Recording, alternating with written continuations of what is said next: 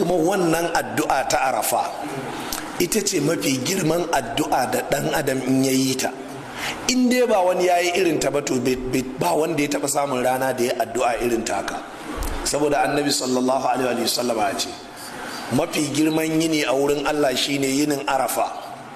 Mafi daraja kalma a wurin Allah ita ce kalmar la ilaha illallah, wadda ni da annabawa ita muka faɗi.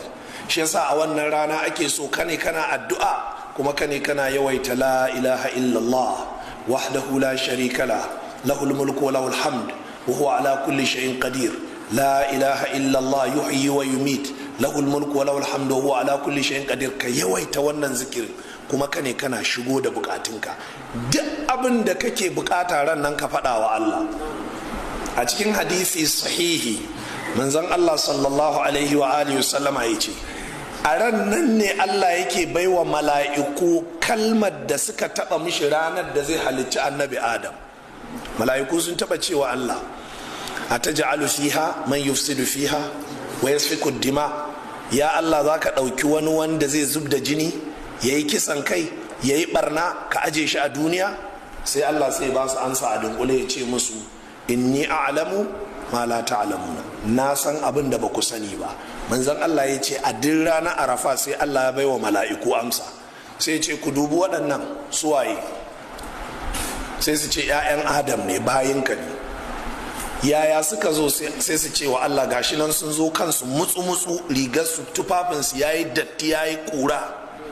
Saboda me? Saboda neman gafara ka. Sai Allah ya ce wa mala'iku ina kafa ku shaida cewa gaba ɗaya na gafarta musu. Shine manzon Allah ya ce tunda ake ba a taba ganin ranar da shedan yake kaskanta irin ranar arafa ba, saboda ya sanya alhazai sun taɓarna, sun ta kurakurai, sun ta yin shirme, an yi ta yin abubuwa, sai an tara su a wuri ɗaya. Shedan ya turo mutanen shi, domin shedan yana da iko ya shigo filin arafa amma ba yi da iko ya shiga mina ko muzdalifa ko makka, saboda annabi sallallahu alaihi wasallama ya ce hatta shedan ya yanke tsammani za a sake bauta mishi a cikin harami. To amma kaga arafa ba harami bane, don haka shedan yana watso mutanen shi ranar arafa su zo su sa alhazai su ta shirme, su ta kurakurai, sai da la'asar can rana za ta faɗi alhazai sun yawaita kurakurai, sun yawaita kaza, sai Allah ya ce wa mala'iku to ina kafa ku shaida cewa duk na gafarta musu. Shine manzan Allah ya ce ba a taba ganin shedan ya koma yana kuka yana ihu ya shiga uku ya lalace shi da jama'a shi ba irin wannan rana, saboda sai da aka tara 'yan adam a wuri daya yayi barnar da yayi gaba daya, sai kuma Allah ya ce shi kuma ya yafe musu. Kaga shedan da shi da jama'a shi sun muna aikin banza kenan.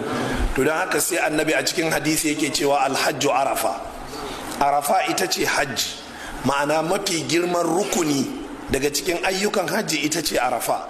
In dai haka halarci arafa to in Allah ya so ana fatan duk wani abu kuma da ya faru ana fatan aikin hajjin ka yayi